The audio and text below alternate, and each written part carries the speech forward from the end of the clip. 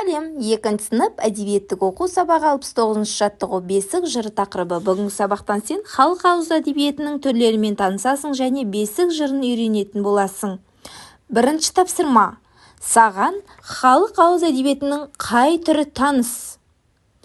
Ауыз әдебиеті, ертегі, мақал-мәтел, батырлар жыры, айтыс, өтірік өлең, жұмбақ, тұрмыс салт жырлары, жаңылтпаш, аңыз болып бөлінеді.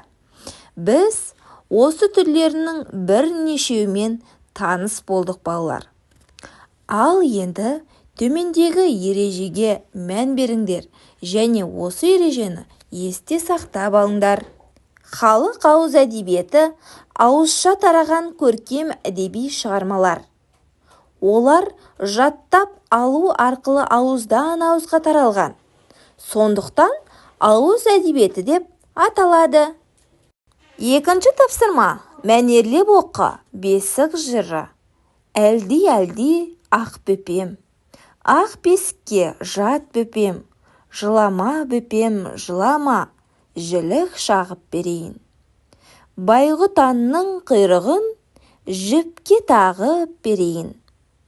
Айналайын шырағым, көлге біткен құрағым, маңдайдағы құндызым, аспандағы жұлдызым.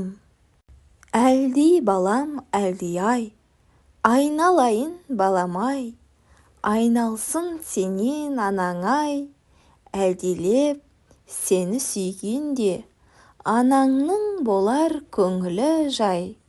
Әлди балам, әлди-ай.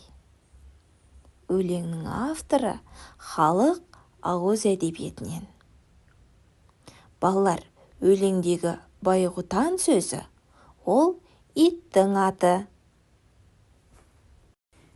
Ізден. Үшінші тапсырма.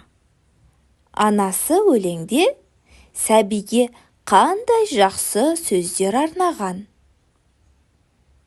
Анасы бесік жыры арқылы баласының болашақта жақсы адам болып өсіп, жақсы жетістікке жетуі туралы жақсы ниетті сөздерін арнайды. Білгенің жөн. Бесік ата-бабамыздан қалған мұра болып табылады. Төртінші тапсырма. Төмендегі сөз тіркестерінің мағынасын түсініп, есіңде сақта. Бесікке салады. Бесікке бөлейді. Бесікті тербетеді. Бұл қазақ халқының дәстүрі бесікке салу дәстүрі.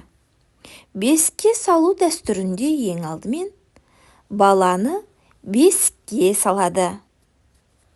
Оны үлкен әжелер бесікке бөлейді. Бесікке бөлудің де өзінің арнайы реттілігі болады. Баланы бесікке жақсылап бөлеп болған соң, бесікті тербетіп, арнайы балаға бесік жыр айтылады. Осы ғұрыптың барлығын бесікке салу дәстүрі деп атайды. Қорытындыла. Бесінші тапсырма. Халық ауыз әдебиетінің түрлерін ата.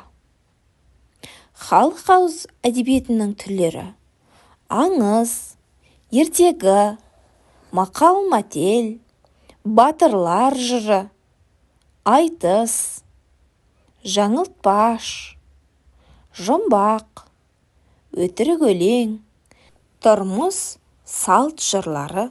Үй жұмысы. Бесік жырынан ұнаған шумақтарды жаттап ал. Жарайсыңдар балалар. Өте жақсы. Бүгінгі сабақ сендерге түсінікті болса, видеоға лайк басыңдар. Және осы каналға тіркеліп алыңдар.